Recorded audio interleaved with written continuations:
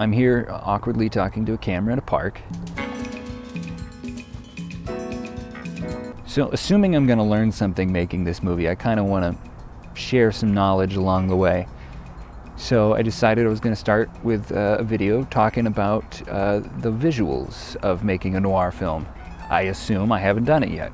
So I've been asking myself what makes something noir.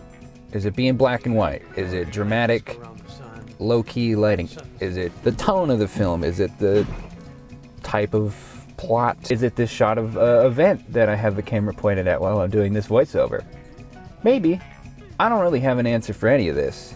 And so I'm trying to break down what I need to do to make my movie look not only like a noir film, but also like a film. So I want to discuss three categories: lenses, lighting, and setting. So to start with lenses, thankfully for me, I have a ton of vintage lenses. So we did a screen test recently, trying out 4 different vintage lenses, sort of spanning the focal length range, starting with the widest, which is the one I'm on right now actually, the Makey 25mm. This is not a vintage lens, I guess I lied. But it's the widest one that was also the cheapest that I could get for right now. Oh, I'm freezing. And next up is the Konica 40mm. This is an actual vintage lens. I don't know how old it is, but it's pretty old.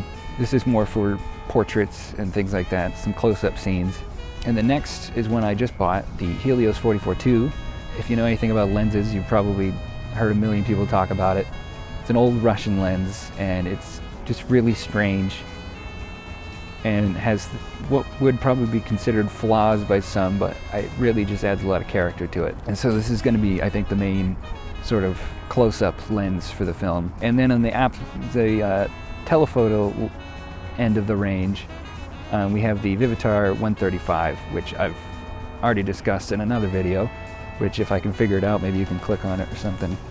These are the 4 lenses that I'm going to be primarily using for the film. I'm going to be using 2 different cameras, the Fuji X-T3, which is what I'm shooting on now, and my cinematographer is a Sony A7S II. And a big thing we're trying to do is to sort of match the footage between both of them, because they're both very capable cameras, but they're different cameras, so I wanted to make sure they were consistent across the board, which, you know, with a little bit of tweaking seems to be doable.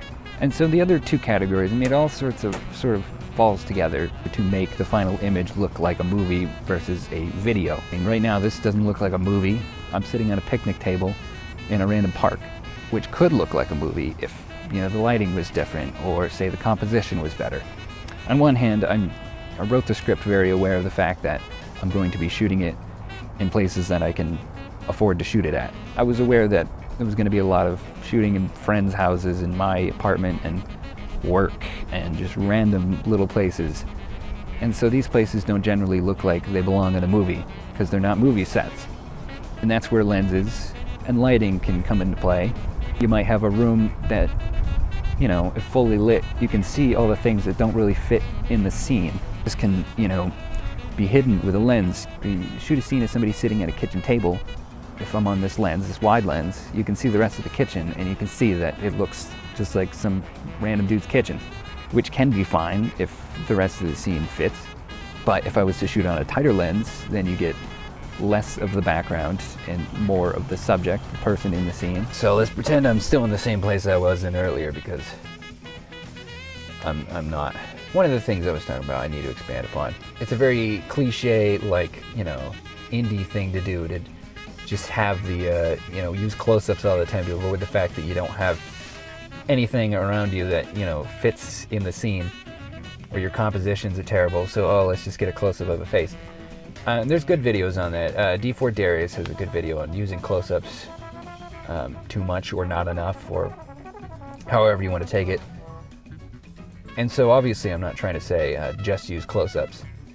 And I'm not really telling anybody to do anything, I'm just saying what I'm doing. In certain scenes, that's the way it's going to have to work. And lighting can also play a factor in that as well. If you can't see much of the background because it's not well lit, then there's less to worry about. And it's a noir film, so things aren't really going to be very well lit. Generally, I tend to prefer single source lighting, where it's very obvious where the light is coming from, you know, where it's hitting the person, you can tell. I find that just, you know, especially works for noir. All the tests that we were doing, we tried multiple lighting sources and I just didn't like the look of it. So we really just try to minimize it and get it down to as few lights as possible. To the point, really, I just had a big ring light, you know, off to the side of my actors and got the best results of the entire shoot. You know, the less lights you're working with, generally the better in this context. I mean, it is fully written into the script, you know, all these things. I mean, all the characters in the movie are really just us in real life, sort of fictionalized versions of us. So to make it more fantastical wouldn't be as genuine. Prime example, going back to D4 Darius, actually, in his film Unsound that he released on YouTube, there's a scene that takes place in a courtroom. And he talks about it in the behind the scenes documentary, but basically he didn't have access to a courtroom.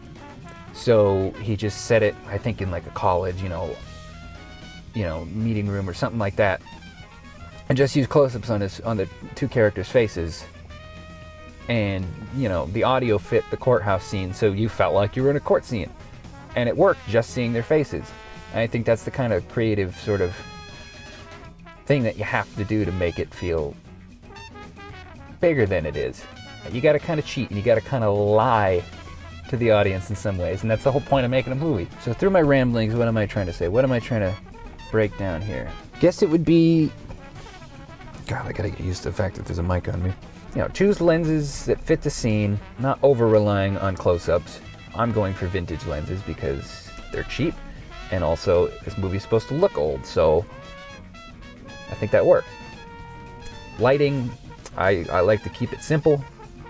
I think that's gonna be a big focus for this film. Anything that's not just done with natural lighting, I think I'm gonna keep as few lighting sources as possible, just to keep things simple and very low-key and have that noir look.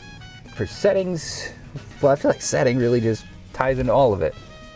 And composition's kind of the hidden fourth part of my agenda here. But all of it really ties in together into just getting the look of what I want to make. And that's a noir film. And that's a noir film that's aware of the fact that, one, it's a noir film, and two, that it has no money. So if I was to be trying to give advice, which I swear to God I'm not, it's know your limitations, I guess, and use them. Use them to your advantage. Patrick, go get the cow mask and put your shoes on. Production assistant! Yeah. Wait, Tony, if you're a cow, does that mean you have 4 stomachs right now? He has 4 stomachs all the time. Did you see? They're called teats. I hope my landlord just comes down here.